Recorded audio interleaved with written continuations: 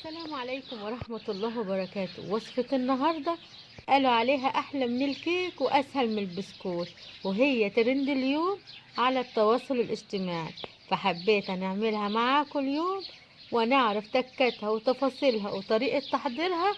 يلا بينا نسمي الله ونصلي على الرسول صلى الله عليه وسلم ونشوف الطريقة الروعة دي، التحفة دي عملناها ازاي. حاجة كده تحفة. يلا بينا. معايا بيضتين، هنضيف ليهم كوباية الا ربع من السكر واتنين باكيت فانيليا.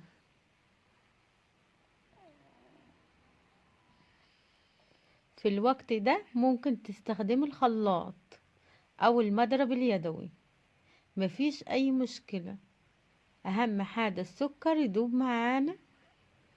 حطيت نص كوباية من الزيت وهنضرب كويس اول لحد ما الزيت كده يختفي مع الخليط.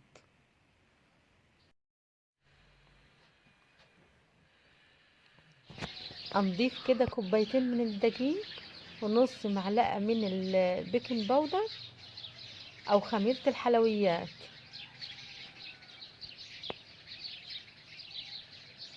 وهنضيف في الكوباية التانية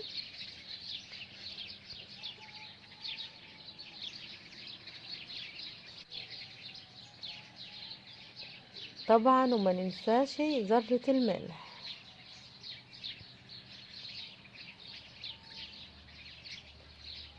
رشة بسيطة من الملح وكوباية دقيق كده هنضيف بيها معلقة معلقة لحد ما نشوف الخليط بتاعنا. مش هنضيف الدقيق مرة واحدة، اول كوبايتين وبعد كده هنشوف الخليط هيعوز قد ايه دقيق على حسب كل نوع دقيق. هنقلب كده.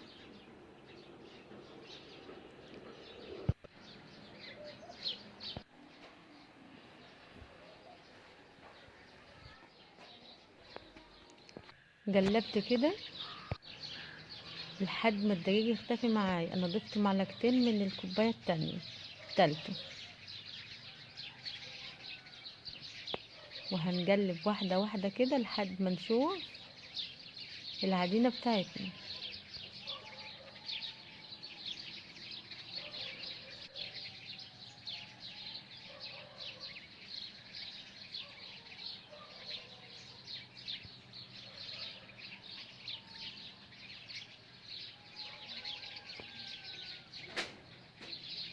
وبس كده. هنحاول نقسم العجينه كده نصفين. هناخد النص الاول وهنضيف ليه معلقتين دقيق.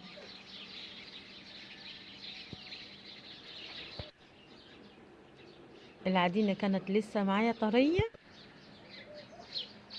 وهنعجن كده المعلقتين الدقيق لحد ما تبقى معانا عجينه بتلزق في الايد اللي هعجن بيها، واختبرها بالايد النظيفة هنلاقيها مش هتلزق خالص. هنجيب باقي الخليط، هنضيف ليه معلقتين كاكاو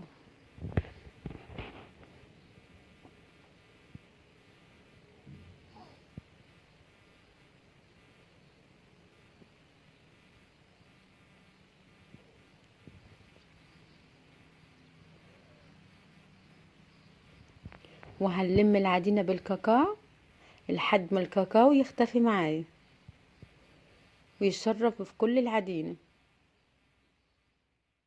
قطعتين كده البنفلينيا وبالكاكاو، وهنكورهم وهنبططهم ونقسمهم نصين.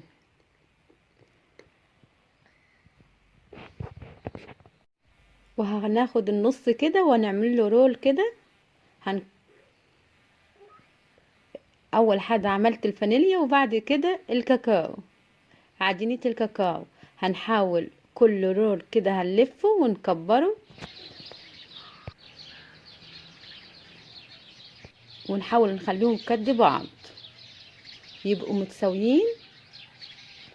انا خدت كده رول من الكاكاو، رول من الفانيليا، وخليتهم كت بعض كده، ونحاول نضمهم على بعض. هنلفهم كده علشان رول الفانيليا والكاكاو يتماسكوا مع بعض. هنحاول نبرم كده في الرول لحد ما يبقى حجمه اكبر. هنقسم نصين وهنبرم برمة بسيطة كده علشان عجينة الكاكاو وعجينة الفانيليا يتدخلوا مع بعض ويدينا الالوان والاشكال الرهيبة. كررت الخطوة دي مرتين. رسمت الرول نصين وكده حطيتهم جنب بعض علشان العجينة تمسك مع بعضيها، وكورتهم بالطريقة دي. عملت الخطوة مرتين بس وبس كده.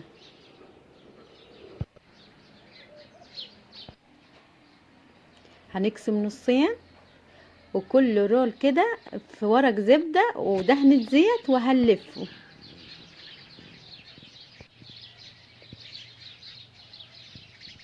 في الوقت ده انا مسخنة الفرن على درجة حرارة 170.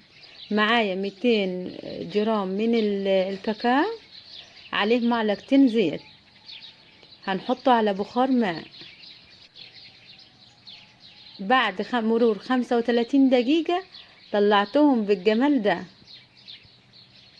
بصوا كده بالمعلقة كده، وهنحط الشوكولاتة علشان الشوكولاتة كده تتداخل مع الكيك او البسكوت علشان يدونا الشكل الرهيب ده.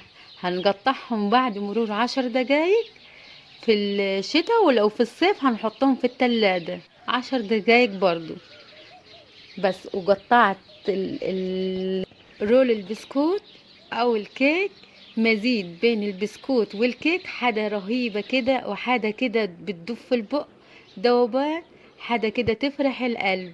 اتمنى تجربوها وتنال على اعجابكم. ولو جربتوا الطريقة سهلة وبسيطة وسريعة، وفي 5 دقايق هتكون عاملاها. انا بالنسبة للدقيق انا خدت 3 كوبايات الا معلقتين دقيق